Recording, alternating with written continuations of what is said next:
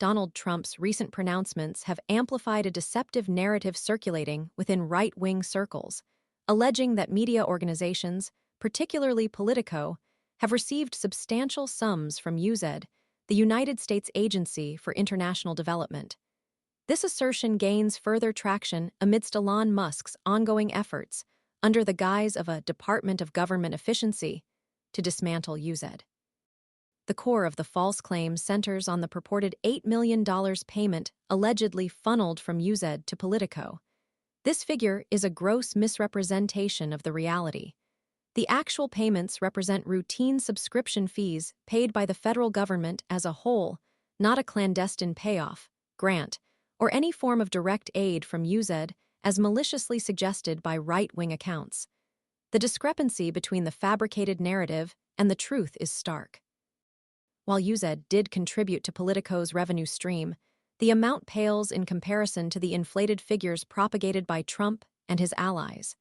Accounts on X, formerly Twitter, exploited publicly available government spending databases, selectively presenting screenshots of payments to create the false impression that the multi-year, government-wide subscription payments to Politico exclusively originated from USAID. This manipulative tactic, intended to mislead and inflame, deliberately obscured the true nature of the transactions. A thorough examination of the actual payments by the dispatch revealed a vastly different picture.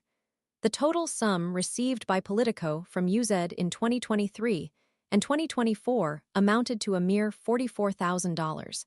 This relatively small amount covered subscriptions to E&E News, an energy-focused publication owned by Politico.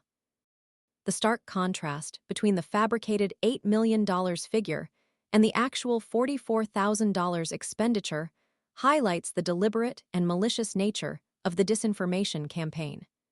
This calculated distortion of facts serves to discredit legitimate news organizations and deflect attention from the broader implications of dismantling USAID. Trump's amplification of this falsehood, declaring potential subscription fees as the biggest scandal of them all, underscores his willingness to embrace and disseminate misinformation to advance his political agenda. This tactic aligns with his broader strategy of undermining established institutions and discrediting factual reporting.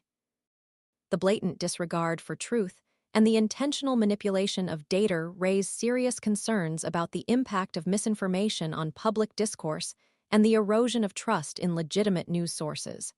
This incident is not an isolated occurrence. Similar tactics have been employed to target other organizations. For example, the BBC's international charity, Media Action, received funding from USAID. This funding constituted approximately 8% of the charity's total income during the 2023 to 2024 fiscal year. It is crucial to emphasize that Media Action operates entirely independently from BBC News, a distinction deliberately obscured by those promoting the misinformation campaign. The coordinated dissemination of this false narrative underscores the urgency of addressing the spread of disinformation and the need for critical. The intentional distortion of financial transactions, coupled with the powerful influence of social media platforms, poses a significant threat to informed public discourse and the integrity of democratic processes. The seemingly insignificant amount of $44,000, inflated into a multi-million-dollar scandal, showcases the manipulative power of misinformation and the dangerous consequences of its unchecked proliferation. The dismantling of USAID, coupled with the propagation of such blatant falsehoods, raises serious concerns about the future of transparent and accountable governance.